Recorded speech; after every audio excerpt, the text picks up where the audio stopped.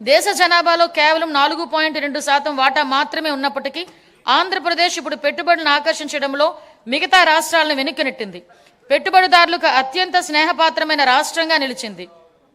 Bank of Baroda నివేదిక ప్రకారం 2025-26 ఆర్థిక సంవత్సరంలో ప్రతిపాదిత పెట్టుబడుల్లో 25% ఆంధ్రప్రదేశ్కు రావటమే దీనికి నిదర్శనం.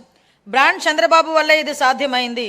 ఇప్పటి వరకు మనం ఈజ్ ఆఫ్ డూయింగ్ బిజినెస్ గురించి మాట్లాడే వాళ్ళం, ఇప్పుడు గేర్ మార్చాం. స్పీడ్ ఆఫ్ డూయింగ్ బిజినెస్ ఇప్పుడు మన నినాదం. గౌరవ ముఖ్యమంత్రి చంద్రబాబు నాయుడు గారి సమర్థ నాయకత్వం, దార్శనికత, ప్రభుత్వ సుస్థిర విధానాలు రాష్ట్రాన్ని విజన్ స్వర్ణాంధ్ర 2047 లక్ష్యం దిశగా వేగంగా నడిపిస్తున్నాయి. ఆంధ్రప్రదేశ్ భవిష్యత్తుని స్వర్ణమయం చేసే మహాక్రతువులో గౌరవ ముఖ్యమంత్రి చారిత్రాత్మక పాత్ర పోషిస్తున్నారు. తాను నాటిన చెట్ల నీడలో తానెప్పటికీ కూర్చోలేనని తెలిసినా భావి తరాల కోసం చెట్లు నాటే వ్యక్తే జీవితం యొక్క నిజమైన విలువలను అర్థం చేసుకున్నవాడు అన్న విశ్వకవి గురుదేవులు శ్రీ రవీంద్రనాథ్ ఠాగూర్ మాటల్ని ఇక్కడ నేను ఉటంకిస్తున్నా.